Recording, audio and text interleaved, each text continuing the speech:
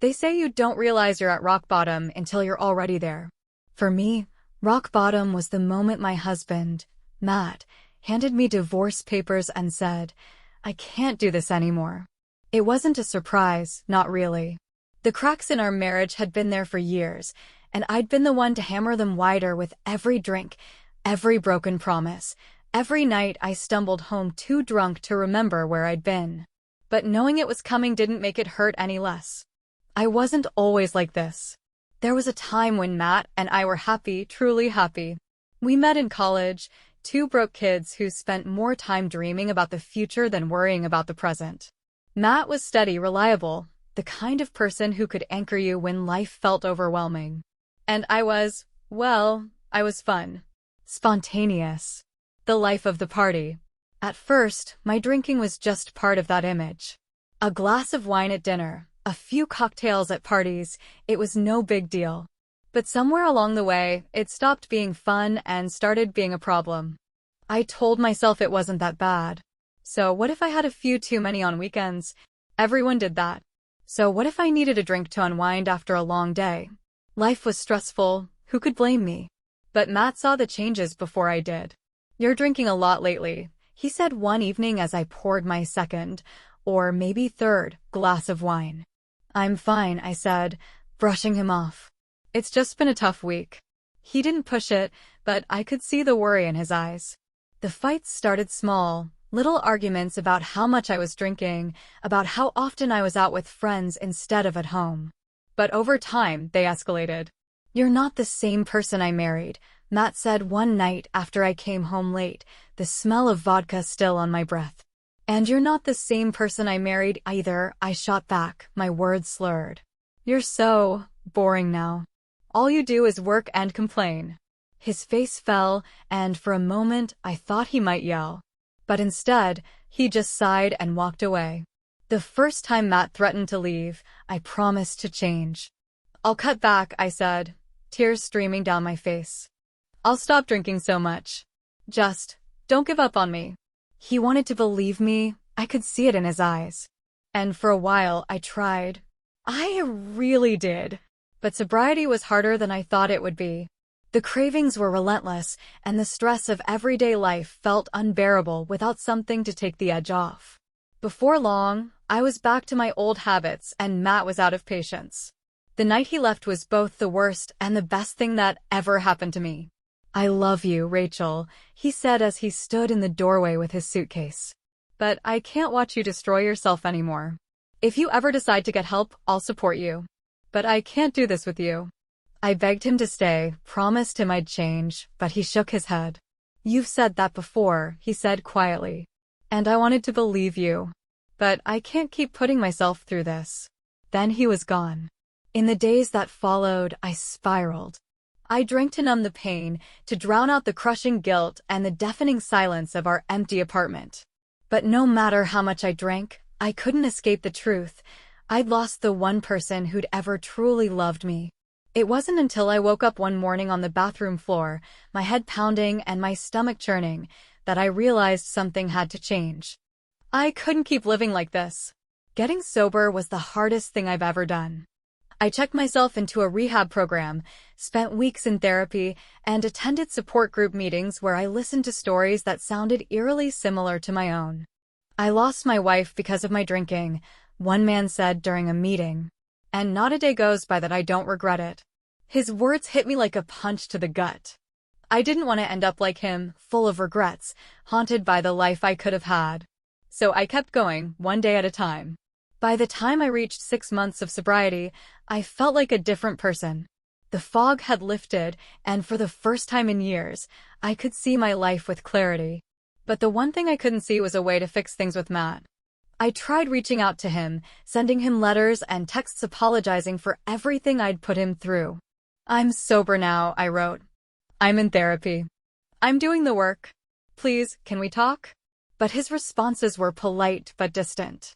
"I'm glad you're doing better," he wrote once. "But I think it's best if we keep our distance for now." It broke my heart, but I understood.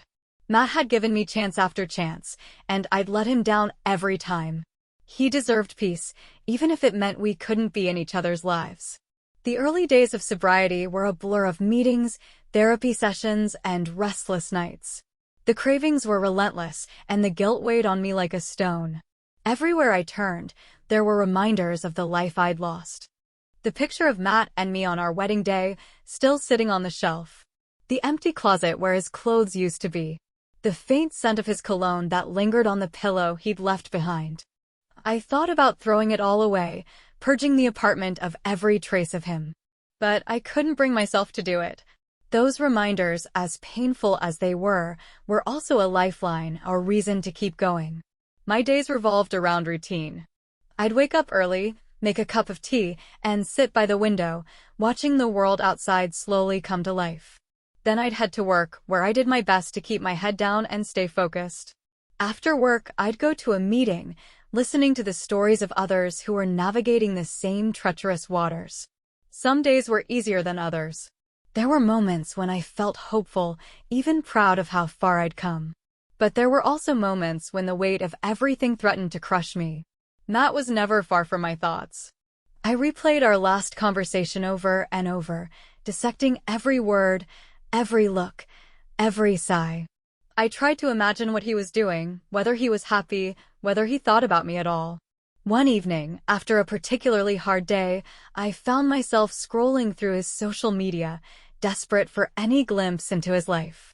There he was, smiling in a group photo, a drink in hand. He looked happy, relaxed, like the man I'd fallen in love with all those years ago. And then I saw her. Standing beside him, her hand resting lightly on his arm, was a woman I didn't recognize. She was beautiful, with bright eyes and a radiant smile that seemed to light up the entire photo. My stomach dropped. I closed the app and stared at the wall, my mind racing. Of course, he'd moved on. Why wouldn't he? Matt was kind, handsome, funny, the kind of person anyone would be lucky to have. And I was the woman who'd driven him away. I tried to push the image of them together out of my mind, but it haunted me. Every time I closed my eyes, I saw her smile, heard her laugh, imagined her making him happy in ways I no longer could.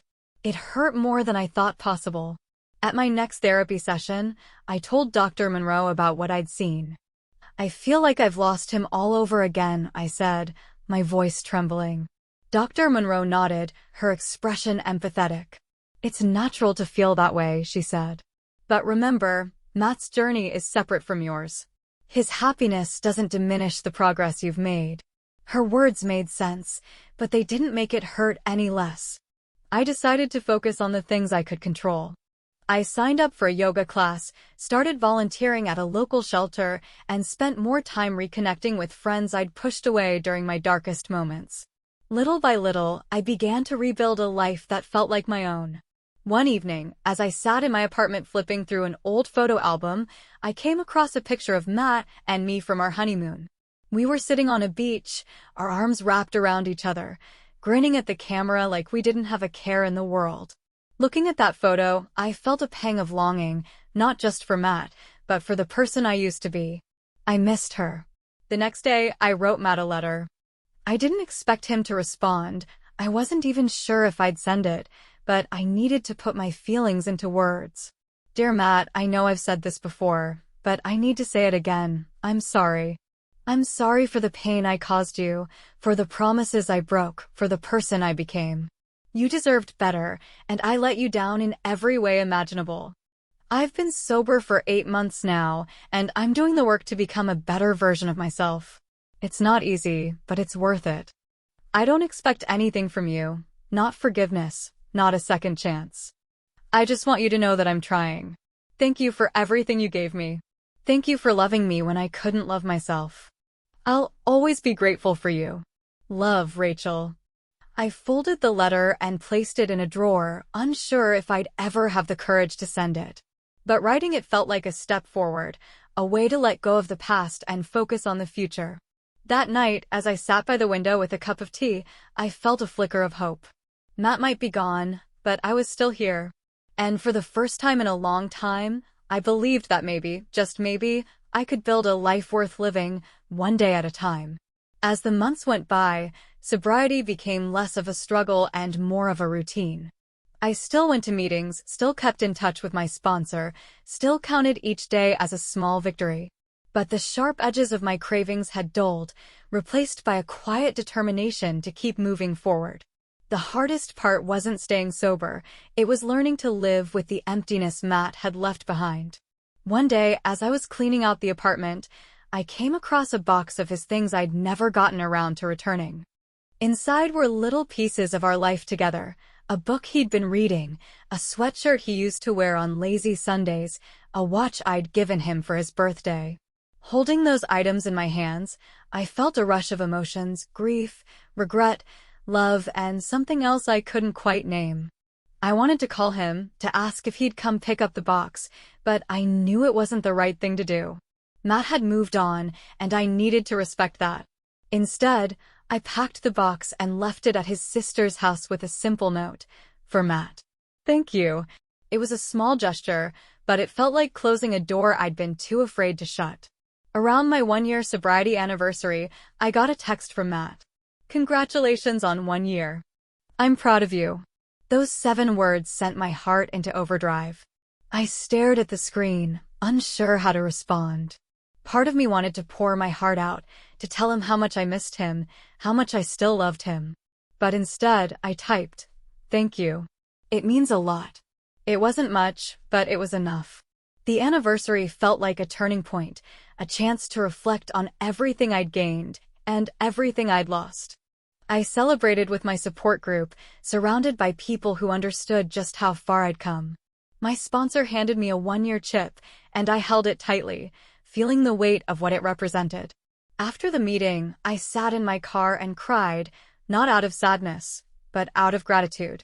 For the first time in years, I felt proud of myself. A few weeks later, I ran into Matt at a coffee shop. I was standing in line when I saw him walk in, his familiar gait and easy smile catching me off guard. For a moment, I considered leaving before he noticed me, but then our eyes met, and it was too late. "Rachel," he said, his voice warm but cautious. "Hi, Matt," I said, my heart pounding. We stood there for a moment, the air between us heavy with unspoken words. "How are you?" he asked finally. "I'm good," I said, smiling. "Really good. And you?" "Same," he said, nodding. There was a pause, and then he said, "I got your note. And the box. Thank you for that." "You're welcome," I said, my throat tight. We ended up sitting at a small table near the window, our conversation polite but careful. He told me about his new job, about how much he enjoyed hiking on weekends. I told him about my sobriety, about how I'd started volunteering at the shelter. It felt nice, comfortable even. But beneath the surface, there was an ache I couldn't ignore. "I'm happy for you, Matt," I said as we finished our coffee. "Thanks," he said, his eyes meeting mine. "I'm happy for you too, Rachel. You've come a long way." As we said goodbye, I felt a strange sense of closure. Matt had been such a huge part of my life for so long, and for the first time, I realized I didn't need him to be anymore. I still loved him, I probably always would, but I was learning to love myself, too. That night, as I sat by the window with my tea, I thought about our conversation. It hadn't been the reunion I'd once dreamed of, but it had been something even more important, a reminder that I could move forward, even without him. Over the next few weeks, I threw myself into new projects. I started taking art classes, something I'd always wanted to do but never made time for. I reconnected with old friends, people I'd lost touch with during the worst of my addiction. Little by little, I began to build a life that felt whole, not because of someone else, but because of me. One evening, as I sat painting at the small table by the window, my phone buzzed with a message from a friend I'd met at my support group. "Game night at my place this weekend. You in?" For the first time in years, I didn't hesitate. "I'll be there," I replied, smiling to myself. For the first time in years, my life didn't feel like a series of crises strung together by moments of regret.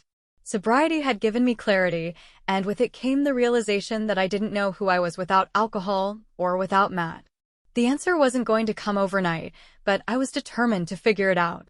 The art classes became my sanctuary. I wasn't particularly skilled, but there was something therapeutic about losing myself in the colors and textures, the quiet focus of creating something from nothing. One evening, as I worked on a painting of a sunflower, my instructor, Lena, stopped by my easel. "You've got a great eye for detail," she said, smiling. "Have you done this before?" "Not since I was a kid," I admitted. "Well, you should keep at it," she said. "You've got talent." Her words stayed with me, a small boost of confidence I hadn't realized I needed. At the same time, I started saying yes to things I would have once avoided. Game nights, hiking trips, book clubs, it didn't matter what it was. If someone invited me, I showed up. One weekend, a group of us from my support group decided to tackle a nearby trail. It was a warm, sunny day, and as we hiked through the woods, I felt a sense of peace I hadn't experienced in years. "Feels good to get out, doesn't it?" my friend Karen said as we reached the summit. "It really does," I said, looking out at the breathtaking view. For a moment, I let myself believe that maybe I was finally starting to heal. But healing wasn't a straight line. There were still nights when the loneliness crept in, when I found myself scrolling through old photos of Matt and me, wondering what might have been. One evening, as I sat in the quiet of my apartment, I opened the letter I'd written to him months ago. Reading it again, I realized how much I'd grown since then. The pain was still there, but it wasn't as sharp, and for the first time, I felt like I could move forward without carrying it with me. I decided to write myself a new letter, one not to Matt, but to me. "Dear Rachel, you've come a long way. A year ago, you were lost, drowning in guilt and self-doubt. You didn't believe you deserved happiness, much less forgiveness. But look at you now. You're sober. You're creating. You're rebuilding. It's not perfect, and it never will be. But you're trying. And that's enough. Keep going. You're worth it. Love, Rachel." Writing that letter felt like a breakthrough, a declaration that I was no longer defined by my past. I didn't need Matt to validate my progress or give me permission to be happy. That power was mine. A few weeks later, at a gallery show for our art class, I displayed my sunflower painting. It wasn't anything fancy, just a simple piece framed and hung on the wall with the others. But as I stood there, watching people stop to admire it, I felt a swell of pride. "This one's yours, right?" Lena asked, smiling. "Yeah," I said, my cheeks flushing. "It's beautiful," she said. "You should keep going, Rachel. You've got something special." Her words felt like another small step forward, a reminder that I was capable of creating something meaningful. That night, as I walked home, I thought about how much my life had changed. It wasn't the life I'd planned, and it certainly wasn't the life I'd imagined when Matt and I said our vows. But it was mine, and for the first time in years, that felt like enough. One evening, as I prepared for another game night with my friends, I received a message from Matt. "Saw your sunflower painting on Lena's social media. It's beautiful. Proud of you." I stared at the screen, a mix of emotions washing over me. After a moment, I typed a response. "Thank you. That means a lot." It wasn't the start of something new, and it wasn't closure. But it was a moment of connection, a small reminder that, even apart, we still cared about each other in our own way. As I headed out the door, I felt a sense of lightness I hadn't known in years. I was learning to live without Matt, not as a loss, but as a choice to embrace the person I was becoming. The road ahead was still uncertain, but for the first time, I wasn't afraid to walk it alone. Sobriety taught me to live in the present. For years, I'd been stuck in a cycle of regret and longing, haunted by the life I'd lost. But as I built new routines and embraced new opportunities, I began to see the beauty in the here and now. It didn't happen overnight. Some days were still hard nights when the loneliness crept in or when I found myself staring at Matt's text messages, wondering what might have been.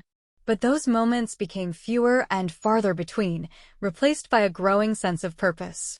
I threw myself into volunteering at the shelter, where I worked with women who were navigating struggles of their own. One evening, as I helped a young mother sort through donations, she turned to me and said, "You don't seem like someone who's been through what I'm going through." Her words caught me off guard. "What do you mean?" I asked gently. "You seem together," she said, her eyes scanning my face. I smiled, a bittersweet feeling washing over me. I wasn't always, I said. But I'm learning. One step at a time. Her expression softened, and for a moment we simply sat in silence, connected by the unspoken understanding of shared struggles. The art classes continued to be a source of joy, and my sunflower painting became the first of many. I began experimenting with different styles and techniques, losing myself in the process of creating. One day, Lena pulled me aside and said, "There's a gallery downtown looking for local artists to showcase their work. You should apply." "Me?" I said, startled. "Yes, you," she said firmly.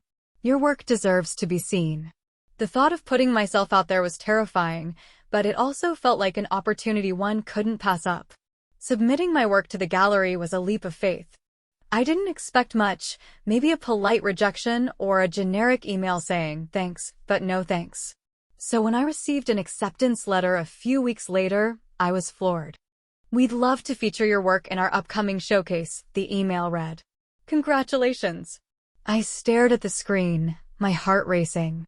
For so long, I'd felt like I had nothing to offer, nothing to be proud of. But now, here was proof that I was more than my mistakes. The night of the showcase, I invited a few friends from my support group to join me. As we wandered through the gallery, surrounded by vibrant paintings and sculptures, I felt a mix of excitement and nerves.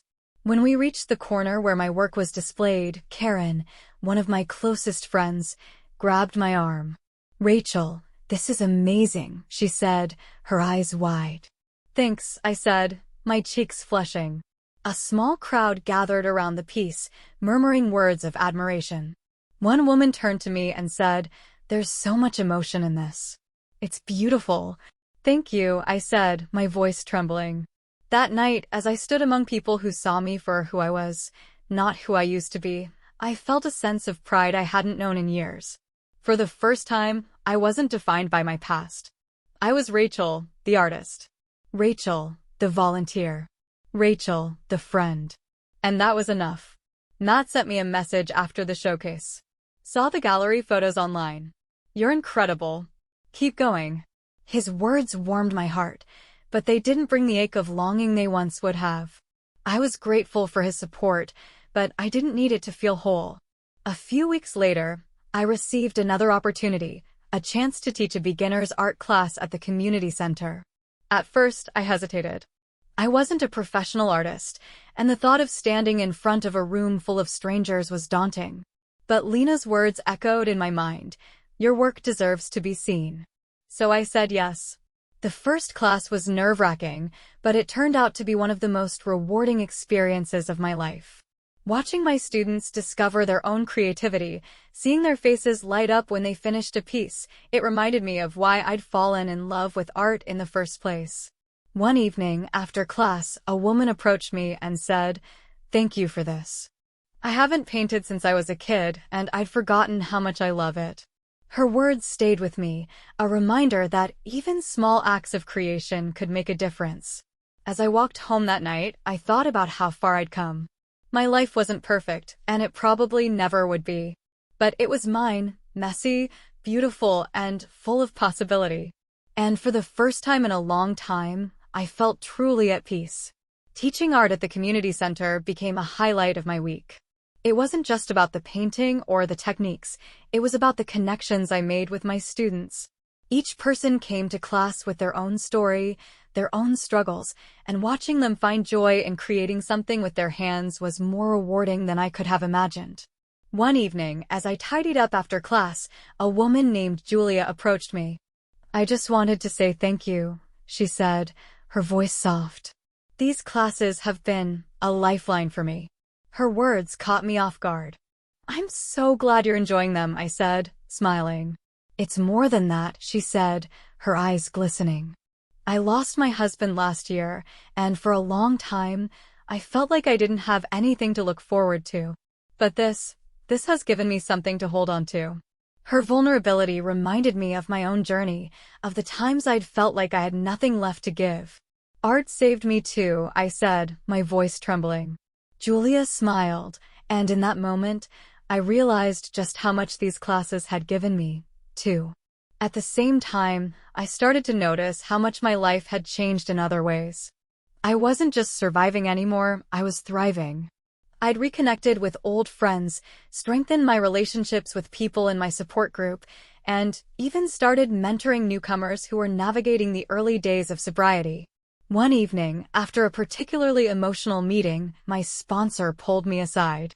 "You're doing amazing, Rachel," she said, her tone full of pride. "Thanks," I said, smiling. "It's not always easy, but I feel like I'm finally finding my footing." "That's because you're putting in the work," she said. And it shows. The more I focused on my own growth, the less I thought about Matt. It wasn't that I'd stopped caring about him. I knew I never truly would. But he no longer occupied the space in my mind that he once had. Instead, I found myself looking forward to the future, to the possibilities that lay ahead. One day, as I walked through the neighborhood, I spotted a small shop with a for lease sign in the window. It was a cozy space, with large windows that let in plenty of natural light. The idea struck me almost immediately. What if I opened my own studio? The thought was both thrilling and terrifying. Could I really do it? Could I take that leap of faith? That evening, I called Lena to talk it through. "Do it," she said without hesitation. "You really think I can?" I asked, my voice uncertain. "Rachel, you've built yourself up from the ground. If anyone can make this work, it's you," she said firmly. Her confidence in me was infectious, and for the first time, I allowed myself to believe it might actually be possible. Over the next few weeks, I poured myself into planning. I crunched numbers, drafted business ideas, and even started sketching out the layout for the studio. It wasn't just about teaching art. It was about creating a space where people could come together, share their stories, and find healing through creativity. As I worked on the studio, I found myself reflecting on the journey that had brought me here. I thought about the darkest days of my addiction, about the nights I'd spent crying over Matt, about the small victories that had led me to this moment. Each step, no matter how painful, had shaped the person I was becoming. And for the first time, I felt like I could see the person I was meant to be. A few weeks later, I signed the lease for the studio. It was a small, humble space, but it felt like a new beginning, a chance to build something meaningful, not just for myself, but for others. On opening day, the studio was filled with friends, students, and members of my support group. As I stood in the center of the room, surrounded by people who had supported me through every step of my journey, I felt a surge of gratitude. "You did it," Karen said, hugging me tightly. "We did it," I said, tears streaming down my face. That night, as I locked up the studio and walked home, I thought about how much my life had changed. I wasn't the same person I'd been when Matt left, and I wasn't the same person who'd spent months trying to win him back. I was Rachel, a woman who had faced her demons, rebuilt her life, and found a way to turn her pain into something beautiful. And that was more than enough. The studio became my second home. Every corner of the space was filled with reminders of why I'd taken this leap, bright canvases from my students, photographs of our classes, and handwritten notes of thanks from people who found solace in art. It wasn't just a business, it was a community. And in that community, I found a version of myself I hadn't known was possible, confident, grounded, and at peace. One evening, as I was cleaning up after a class, Lena stopped by to visit. "Look at this place," she said, her eyes scanning the room. "You've built something incredible, Rachel." "Thanks," I said, smiling. "Some days I still can't believe it's real." She sat down at one of the tables, watching as I organized brushes and paints. "It's real," she said firmly. "And so are you." Her words stayed with me, a reminder of how far I'd come. A few weeks later, I received an email from a local nonprofit organization. They were interested in partnering with the studio to offer art therapy classes for people recovering from addiction. The idea thrilled me. Art had been such a vital part of my own healing, and the thought of sharing that with others felt like the culmination of everything I'd worked toward. After a few meetings, we finalized the plans, and within a month, the first class was up and running. The people who came to those classes were diverse, men and women of all ages and backgrounds, each carrying their own stories of struggle and resilience. One man, a soft-spoken accountant named David, told me during a session, "This is the first time I've felt calm in months." A young woman named Mia, who'd been battling anxiety and addiction, said, "I didn't think I was capable of creating anything beautiful.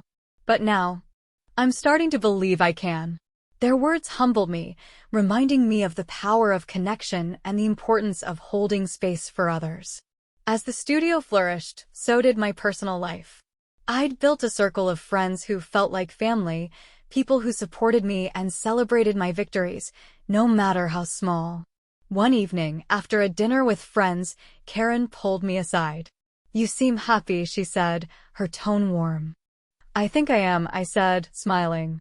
"You deserve it," she said firmly. Never forget that. Matt and I stayed in touch sporadically.